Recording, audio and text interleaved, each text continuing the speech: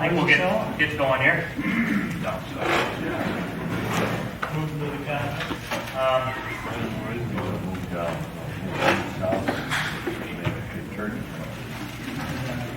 Tonight we're going to talk about hollowing out decoys and getting them ready for flotation. We haven't done much out here with bringing some of their things as well, and so we'll kind of get my way isn't necessarily the right way. We all have our ways of doing it, and they all work just fine. So this is just kind of our way of doing it, and they're all just slightly different. So there's nothing wrong with that. Generally, when I cut out a bird, this on my old swap, the wings out, so that's why it kind of looks funny. And the reason why I didn't use this one is if you look at it this way, I made a rookie mistake and didn't square up my bandsaw, my block of wood, so therefore I think this side's about a 1/4 inch lower than this side, and then when I cut this is how I cut my bottom board. You can kind of see it there too. So it creates a problem, so I decided, I'm not even going to fight this, I'm starting over. So this will become heads or cocktail birds or something else at some point down the road. So what I do is I draw my pattern on a block of wood, like Jim did here. Jim does his slightly different. So he's got, this is screwed together right now, so it's all ready to cut out. But you'll notice this is 2 blocks of wood, there's a seam running right down the middle. He drew his pattern on, and you'll go and bandsaw it out, top and sides, and then when you take these screws out, you'll have 2 parts, or just keep it into place and start carving it. Cut off. This is cut out, and Jim still has it screwed together. Water. I like to run that seam below the tail, so it's not running through the tail or above the tail. So I do is I cut it all out, and before I remove the side pieces, I run it through the bandsaw this way, and then I end up with 2 pieces, and then I just finish the cuts, and you end up with this. So I end up with a bottom board, and then I do what Jim does, and then I screw them together then and carve out the body. When do you hollow it? So After? Yep. So I'll get to this point right here, get it roughed out, and the head. I don't attach the head though yet. I leave the head off. In fact, when I bandsaw out, this is kind of a big piece. I usually don't do this. It's usually a smaller piece, but I save the top profile of this cutout, so it's the top of the bird, like this. And I save that. And the reason I save it, after you get done carving it, you got your bird in there like this. You have something nice to hold it. It's not rocking, or you're trying to hold this in a, say, a drill press or a drill. It wants to roll on you, and that's when you end up going through. So just try to remember to save that piece. If you're using a hand drill, or you got 2 hands on it, or 1 hand on this, 1 on that, or a drill press, it's a little more stable. It's one less thing you got to worry about moving around on you. So that's one advice I'd like to leave you. So once I'm done carving it, before I attach the head, that's when I go in and do the hollowing. I use a Forstner bit on a drill press, and before I go into that, Don's got one here pre-hollow. This is pretty close to being ready to hollow out. And what I do, generally the high points are in through the shoulders here, and it goes back to somewhere in here, and then it starts dropping down here. So what I do is kind of draw some lines down at the high points, extend them across the bottom here, like so. And if you look at it this way, you'll notice you got the shoulders there, shoulders there. So I draw a box on there, and that's going to be the deepest part of where I use that Forstner bit and the drill press or hand drill and down in there. So when I set my drill press up, I crank it all the way down, lay this on there, and I see the bit comes down, maybe a ½ inch before it's going to go through. So I'm pretty conservative at this point. I'd rather leave more wood there than come through somewhere. For the breast. Usually it's this point right here that gets me sometimes, and there, or where the side pocket comes to the top, and there, that's where it seems like I have gone through, and I mix up a batch of 2-part epoxy putty and patch it up, but I don't like doing that.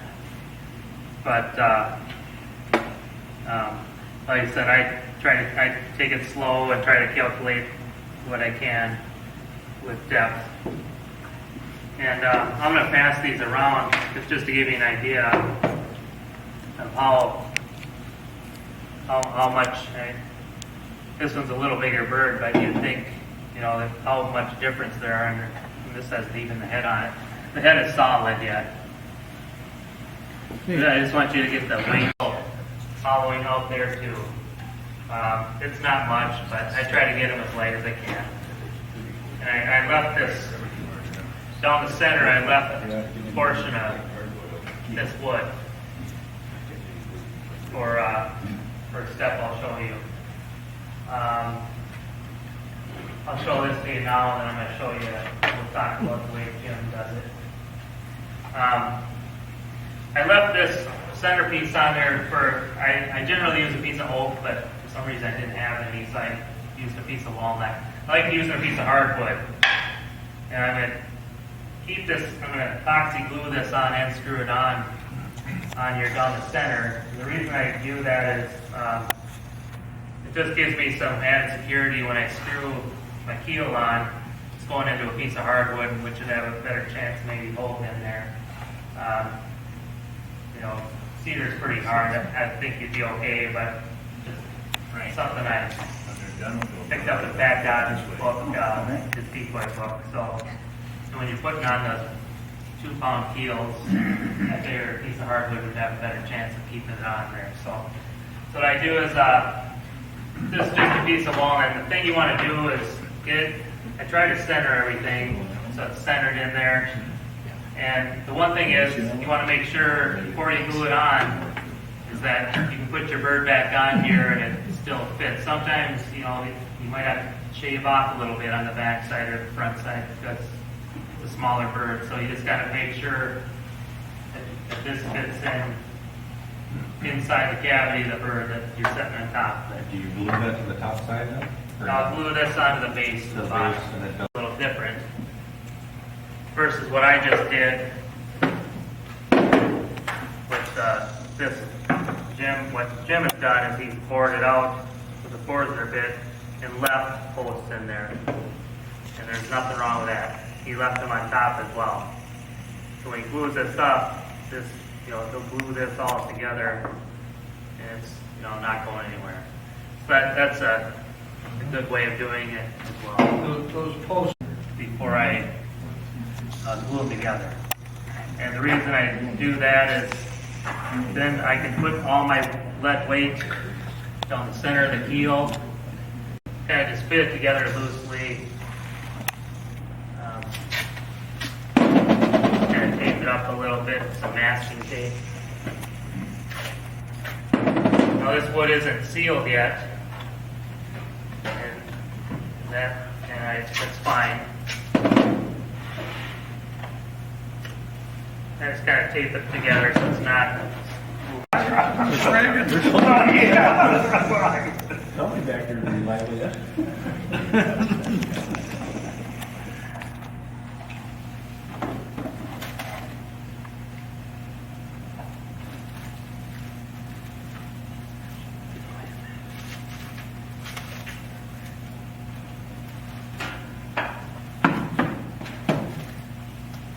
I usually end up with the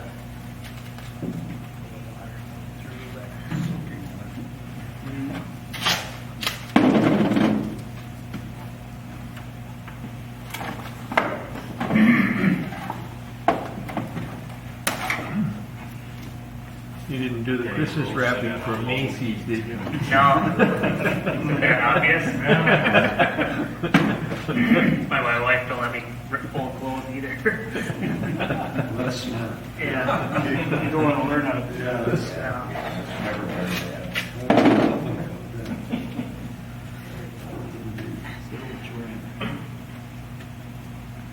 I'll throw one more on there. Do about 6 foot piece. Yeah. You don't make that work. Why, Just cover everything. Well, somebody said that they. why not just seal it with lacquer in the first place? That doesn't interfere with the carving. You could, I suppose, sand it all out and get it all ready and seal it. This is before, so if you gotta make any adjustments, you still can. But you could seal it that way and you could still make it, you could still carve it even though it's concealed. Yeah. Feels better when you do them. Park it. This way, when it's in the water, I can see how it's floating in relation to that line. So obviously, if it's in this way in the water, you know, you'll see part of the line up and part of it in.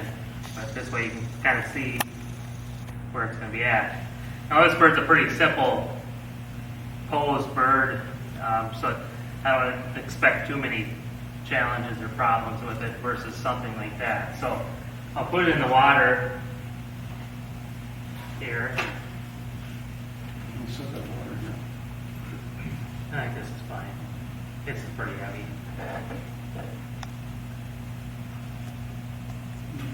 On this side of the bird versus the other side. So I would bet, I don't recall, but I would bet when you put it in the water when I pre-float it, probably roll it a little bit like this. So in order to fix that,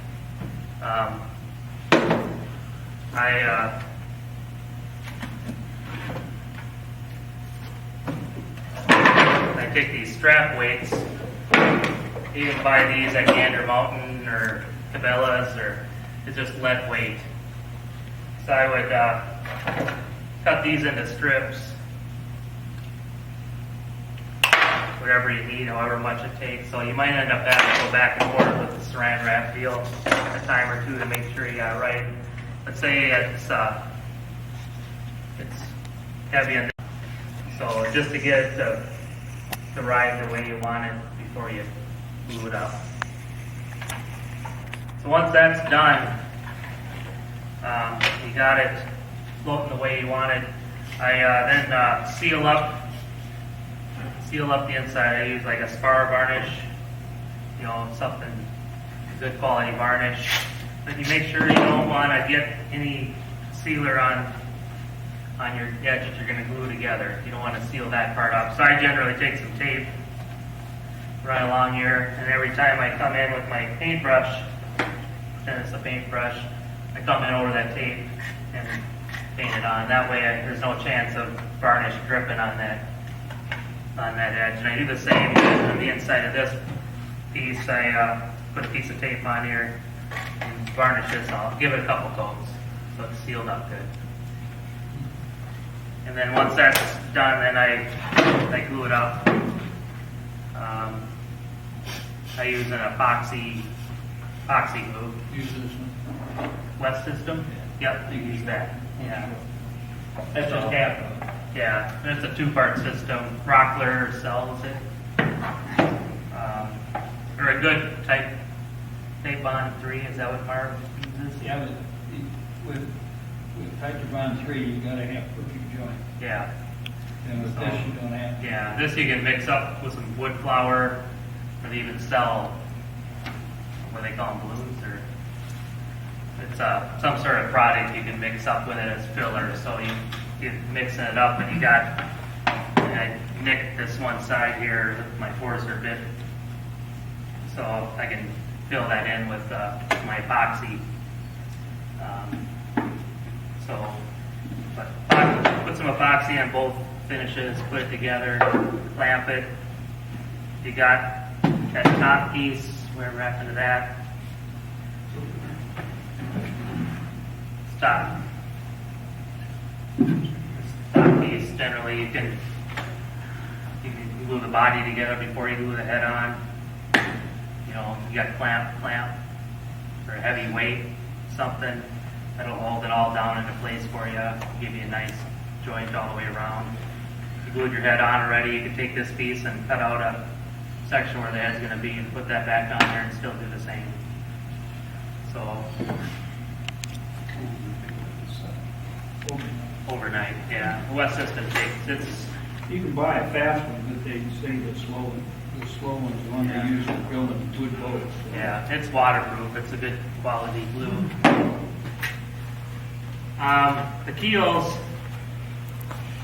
I usually use hardwood for this as well, like oak or walnut or, I generally use hardwood. One lesson I've learned now, the rough way I did 2 years in a row,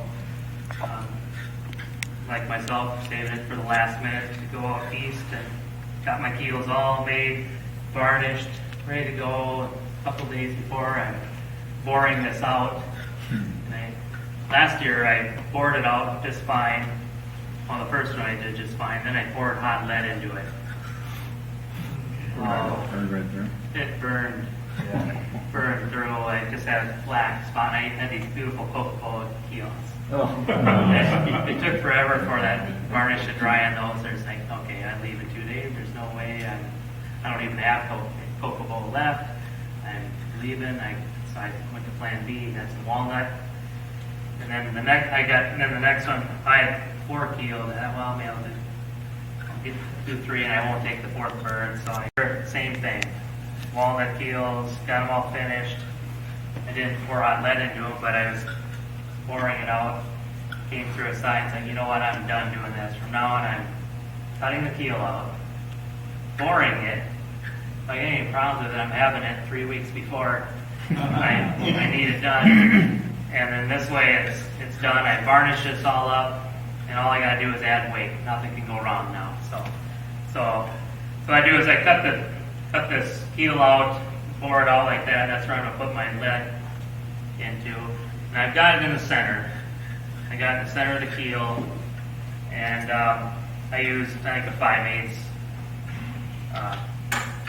bit, Forstner bit, and I believe this keel is about an inch wide. So, and what I've been doing then is, what I do is, at this point, the bird's all painted up, it's sealed on the bottom. I mean, it's like this at this point. And imagine this is all varnished and everything else as well. So I got this keel all varnished, looks like this. It's all ready to go. So what I do is I've been using this lead shot, and it's a bunch of BBs here. So I pour it in here, and I'm pretty much filling it all the way up to the top. Maybe about a 1/4 inch from the top, I guess, from the top. Then I take a piece of masking tape, put that over the top of that, so it's, keeping the water from going in there. At this point, it's all sealed, so if water does get in there, it's not that big a deal. But I just try to get it so the water isn't running in there. So take some masking tape on, and then I screw it onto the bottom of the decoy. And I got a tank here, and I put it in there, and just see how it's floating. If we did everything, I fill it up quarter to the top, and usually that's been about perfect. So like So I said, you don't melt lead at all anymore? I don't. And where do you get that, pellets? Like Cabela's or Just shot yeah. your It's just like a cable or Yeah. loading shells? Yeah, well, you can buy bags of it. Yeah. And do you pour some epoxy or something over that when it's Yeah. all settled? Yeah. So once I determine how much lead shot I put in here or lead, and you can take bar stock too if you wanted to. If you want to melt some lead weights, I would suggest doing it. I used to make jigs and stuff for round cylinder lead weights and drill a hole for it and put them in there. That's fine too. So You like I ever said, poured lead on top of the lead? You can do that. yeah, I think so. That stuff really melts nice. Yeah, this Decoy stuff. ain't, Yeah, this is nice soft. but it really melts. Yeah. So once I get to the point where I know how much lead I need in there. I whip up some epoxy, this quick epoxy, mix that up and just brush it in there, sides, bottom, and put it in there pretty liberally. And I put these in there, and then I try to put some over the top too, just to try to get it so it's not. In my keels you can hear a little bit of rattle in there, but try to get it from not doing that so much. Then once that epoxy hardens up, then I take a 2-part epoxy putty and then infill over the top of that so it's flush or lower. You don't want it higher. And then once that's, and that's pretty much it. Those I painted. I don't even do that anymore. I just leave it that 2-part epoxy putty look. And then it's attach it and it should be good to go. But like I said, then as you can tell, this is pretty light.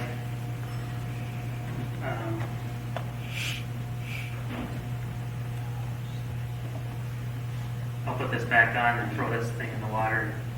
You can see kind of up where the tail sits.